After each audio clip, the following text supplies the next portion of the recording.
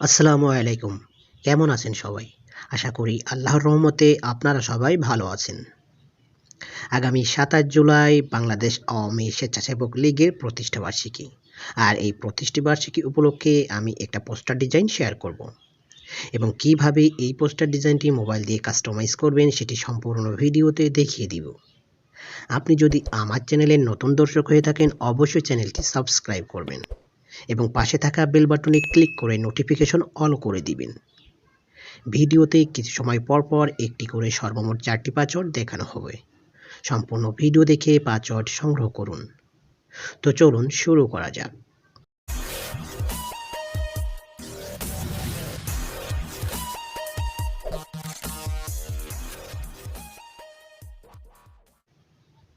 সর্বপ্রথম আপনাকে এই ভিডিওর ডেসক্রিপশন বক্সে আসতে হবে।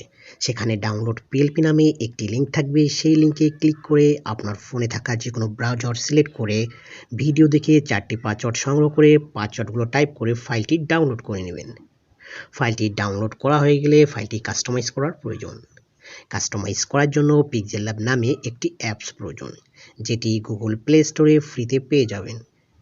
খুঁজে পেতে সমস্যা হলে আমি আমার এই ভিডিওর ডেসক্রিপশন বক্সে লিঙ্ক দিয়ে দিব, ডাউনলোড করে নেবেন। আমি আমার ফোনে থাকা পিক্সেল ল্যাব অ্যাপসটি ওপেন করে নিচ্ছি। পিক্সেল ল্যাব অ্যাপস ওপেন করার পর এই ধরনের একটি ইন্টারফেস আসবে।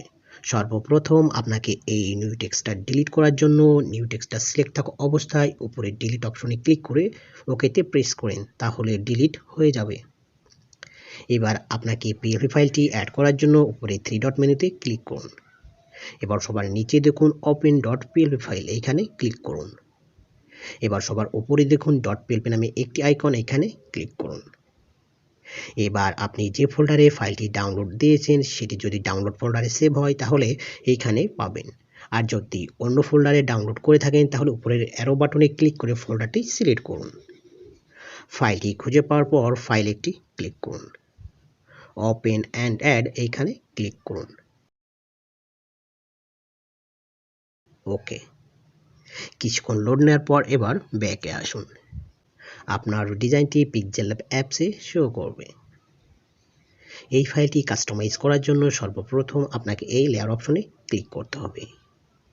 আমি এই ডিজাইনে যে লেয়ারগুলো ব্যবহার করছি সবগুলো লেয়ারই লক করে রাখছি। আপনি চাইলেই সহজে যে কোনো লেয়ার কাস্টমাইজ করে নিতে পারবেন।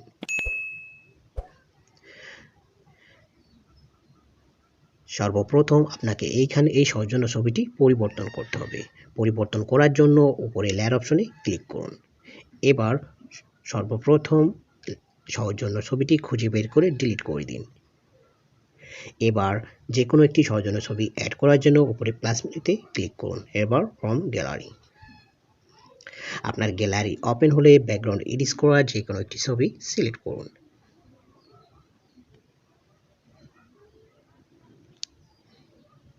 এবার ওকেতে প্রেস করে দিন। ওকেতে প্রেস করে ছবিটি রিসাইজ করে বসিয়ে দিন। আপনি যদি এই লেয়ারটা ব্যাকগ্রাউন্ডের নিচে আনতে চান তাহলে সর্বপ্রথম লেয়ার অপশনে ক্লিক করে এই লেয়ারটা ধীরে ধীরে নিচে আনতে হবে এবং সঠিক পজিশনে লেয়ারটি বসিয়ে দিন। এবার আপনাকে এই সৌজন্য নামটা পরিবর্তন করার জন্য লেয়ার অপশনে ক্লিক করতে হবে। এবার সৌজন্য নামটা খুঁজে বের করে লক থাকলে সর্বপ্রথম আনলক করুন। সাইডে দেখেন পেন আইকন, এখানে ক্লিক করলে আবারও পেন আইকন আসবে, ওইখানে ক্লিক করুন। তাহলে আপনার কিবোর্ড অপশন আসবে। এখানে আপনার কাঙ্ক্ষিত বা সৌজন্য নামটা পরিবর্তন করে ওকেতে প্রেস করুন। আপনি যদি চান এই লেখার কালারও পরিবর্তন করতে তাহলে টেক্সট অপশনে আসবেন এবং টেক্সটটা সিলেক্ট থাকা অবস্থায় কালার অপশনে আসবেন। এবার যে কোনো একটা কালার চুজ করে ওকেতে প্রেস করে দিবেন।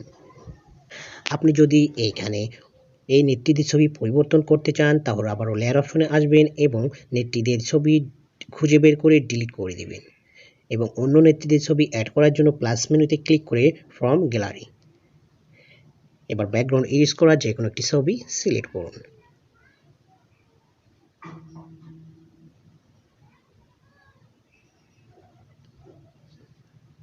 ওকেতে প্রেস করে ছবিগুলো রিসাইজ করে বসিয়ে দিন। এইভাবে আপনার যে কটা লেয়ার প্রয়োজন হবে বা নেত্রীদের ছবি দেওয়ার প্রয়োজন হবে সে কটা লেয়ার এইভাবে পরিবর্তন করে নেবেন। সর্বোপরি ডিজাইনটি কাস্টমাইজ করা হয়ে গেলে ফাইলটি সেভ করার প্রয়োজন হবে। সেভ করার জন্য উপরে সেভ মেনুতে ক্লিক করুন। এবার সেভ অ্যাজ ইমেজ। আপনি যদি ডিজাইনটি কোনো সোশ্যাল মিডিয়াতে পোস্ট করতে চান তাহলে কাস্টম যে সাইজটা আছে এটি দিয়েই সেভ করে নেবেন। আর যদি ডিজাইনটি প্রিন্ট করতে চান তাহলে ইমেজ ফরম্যাটের জেপিজি এর জায়গায় পিএনজি করে নেবেন এবং কাস্টম যে সাইজটা আছে এটি দিয়েই সেভ করে নেবেন। তাহলে প্রিন্ট করার সময় ফুল এইচডি কোয়ালিটিতে প্রিন্ট পাবেন। তো এই ছিল আমার আজকের ভিডিও। ভিডিওটি ভালো লাগলে অবশ্যই লাইক, শেয়ার অ্যান্ড কমেন্টস করবেন এবং পরবর্তীতে কোন ধরনের ভিডিও চান অবশ্যই কমেন্ট বক্সে জানিয়ে দিবেন। আসসালামু আলাইকুম।